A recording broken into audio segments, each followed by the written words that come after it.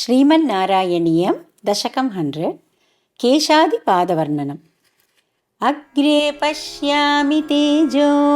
निबिडतरकलायावलीलोभनीयं पीयूषाप्लावितोऽहं तदनु तदुदरे दिव्यकैशोरवेशं तारुण्यारम्भरम्यं परमसुकरसा स्वादरोमाञ्चिताङ्गैः आवीतं नारदाद्यैर्विलसदुपनिषत् सुन्दरी मण्डलैश्च नीलाभं कुञ्चिताग्रं घनममलतरं संयतं चारुभङ्ग्या रत्नोत्तंसाभिरामं वलयितमुदयत् चन्द्रकै पिञ्चजालैः मन्दारस्रग्निवीतं तव पृथुकबरी भारमालोकयेऽहं स्निग्धश्वेतोर्ध्वपुण्ड्राम् अपि च सुललितां फालबालेन्दुवीतीम् हृद्यं पूर्णानुकम्पार्नवमृदुलहरी चञ्चलभ्रूविलासैः आनीलस्निग्धपक्ष्मावलिपरिलसितं नेत्रयुग्मं विभोते सान्द्रच्छायं विशाला ऋणकमलदला कारमामुग्धतारं कारुण्यालोकलीला शिशिरितभुवनं क्षिप्यतां मय्यनाथे उत्तुङ्गोल्लासिनासं हरिमणिमुकुर प्रोल्लसद्गण्डपाली व्यालोलत्कर्णपाशाञ्चितमकरमणि कुण्डलद्वन्द्वदीप्रम् उन्मीलद्दन्तपङ्क्ति सुरदरुणतरच्छायबिम्बादरान्तः प्रीतिप्रस्यन्दिमन्दस्मितमधुरतरं वक्त्रमोद्भासतां मे बाहुद्वन्द्वेन रत्नोज्ज्वलवलयभृता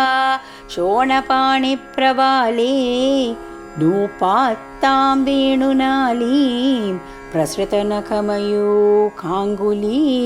सङ्कषारां कृत्वा वक्त्रारविन्दे सुमधुरविकसद्रागमुद्भाव्यमानैः शब्दब्रह्मामृतैस्त्वं शिशिरितभुवनैः सिञ्चि मे कर्णवीती उत्सर्पत् कौस्तुभश्री कतिभिररुणितं कोमलं कण्ठदेशं वक्षश्रीवत्सरम्यं तरलतरसमो दीप्रहार प्रतानं नानावर्णप्रसूना वलिकिसलयिनीं वन्यमालां विलोलल् लोलम्बां लम्बमानाम् उरसि तव तथा भावये रत्नमालाम्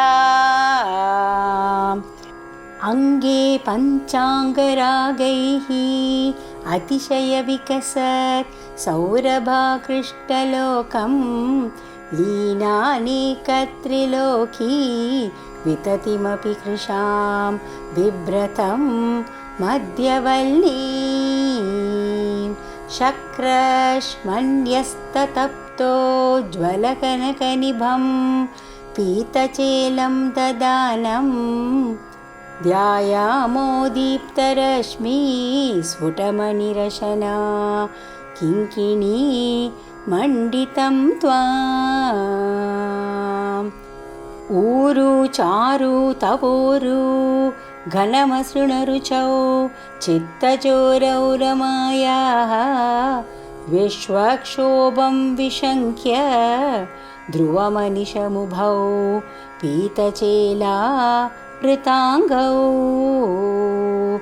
आनं राणां पुरस्तान्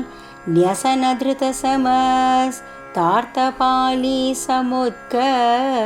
चायं जानुद्वयं च क्रमपृतुलमनो ज्ञे च जङ्घे निषेवे मञ्जीरं मञ्जुनादैः इव पदभजनं श्रेय इत्यालपन्तं पादाग्रं भ्रान्तिमज्जत् प्रणतजनमनो मन्दरोद्धारकूर्मम् उत्तुङ्गा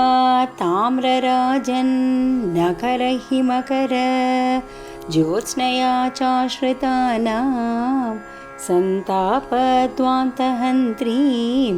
ततिमनुकलये मङ्गलामङ्गुलीना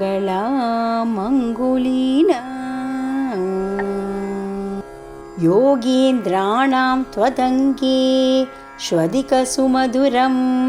मुक्तिबाजां निवासो भक्तानां कामवर्ष द्युतरुकिसलयं नाथ ते पादमूलम् नित्यं चित्तस्थितं मे पवनपुरपते कृष्णा कारुण्यसिन्धो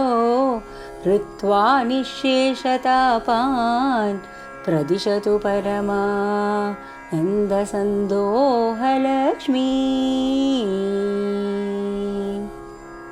आज्ञात्वा ते महत्त्वं यदिह निगदितं विश्वनाथक्षमेताः स्तोत्रं चैतत्सहस्रोत्तरमधिकतरं त्वत्प्रसादाय भूयात् द्वेधा नारायणीयं श्रुतिषु च जनुषा स्तुत्यता वर्णनेन स्वीतां लीलावतारैः इदमिह कुरुताम् आयुरारोग्यसौख्यम् इदमिह कुरुताम् आयुरारोग्यसौख्यम्